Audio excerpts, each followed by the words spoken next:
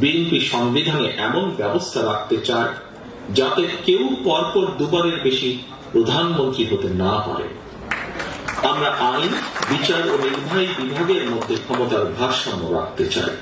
রাষ্ট্র পরিচালনায় সমাজের জ্ঞানী গুণীদের প্রতিনিধিত্ব এবং অংশগ্রহণ নিশ্চিত করতে দ্বিকক্ষ বা বাইক্যামেরাল পার্লামেন্ট সিস্টেম প্রবর্তন করতে চাই।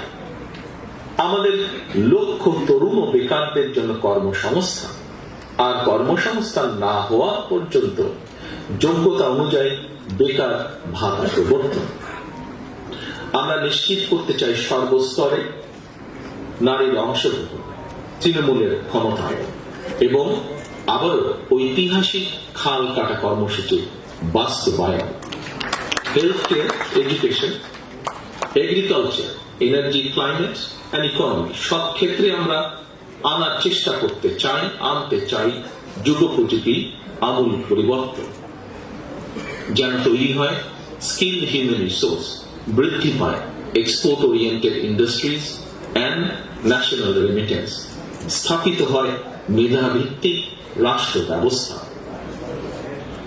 Decentralisation of power, universal health coverage, fair pricing for farmers and producers, need-based education and multilingual training, multi-modal communication system, housing facilities and social benefits for all. এই পরিবর্তনগুলো ধর্ম, বর্ণ, গোত্র, গোষ্ঠীর সমতল পাহাড়ি নির্বিশেষে সুষম ও সম অধিকারে আধুনিক বাংলাদেশ নির্মাণে একটি ঐক্যমতের ভিশন বলে আমরা মনে করি। রাষ্ট্র কাঠামো মেরামতের এই রূপরেখা তৈরি হয়েছে শহীদ রাষ্ট্রপতি জিয়া রহমানের 19 দফা, দেশনেত্রী বেগম খালেদা জিয়ার ভিশন 2030, বিএনপির জনসম্পৃক্ততা এবং রাজনৈতিক অভিজ্ঞতার আলোকে প্রথমে প্রদত্ত 27 দফার উপর ভিত্তি করে, যা পরবর্তীতে যুগপৎ গণতান্ত্রিক আন্দোলনের শরিক সকল রাজনৈতিক দলের ঐক্য মতে 31 দফায় পরিণত হয়। বর্তমানে দেশের আলোচিত প্রায় সব সংস্কার প্রস্তাবই আমাদের এই 31 দফায় অন্তর্ভুক্ত রয়েছে। তবে আমি সংস্কারের উদ্দেশ্যে বলতে সেটি বুঝি যে সংস্কারের মাধ্যমে সংবিধানের কয়েকটি বাক্যের পরিবর্তন নয় শুধুমাত্র, বরং মানুষের ভাগ্যের পরিবর্তন হবে।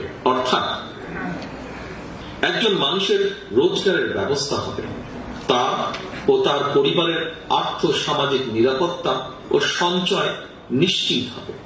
আমি সংস্কার বলতে সেটি বুঝি যা কর্মসংস্থানের মাধ্যমে প্রতিটি নারী ও পুরুষের বেকারত্বের সমস্যার সমাধান করবে, যে সংস্কার নারীদের সম্মান, স্বাধীনতা ও ক্ষমতায়ন নিশ্চিত করবে, যে সংস্কার সকল মানুষের জীবনের সুরক্ষা নিশ্চিত করবে, যে সংস্কার দেশের সন্তানদের আধুনিক শিক্ষা ও নৈতিক মূল্যবোধ গঠন করবে, যে সংস্কার মানুষকে কাঙ্ক্ষিত স্বাস্থ্য সেবা দেবে, যে সংস্কার বাজারে নিত্য প্রয়োজনীয় দ্রব্যের দাম স্থিতিশীল রাখবে। আমি সংস্কার বলতে সেটিই বুঝি যা কৃষক, শ্রমিক সহ সকল কর্মজীবী মেহনতি মানুষের ন্যায্য ও প্রাপ্য মজুরি নিশ্চিত করবে।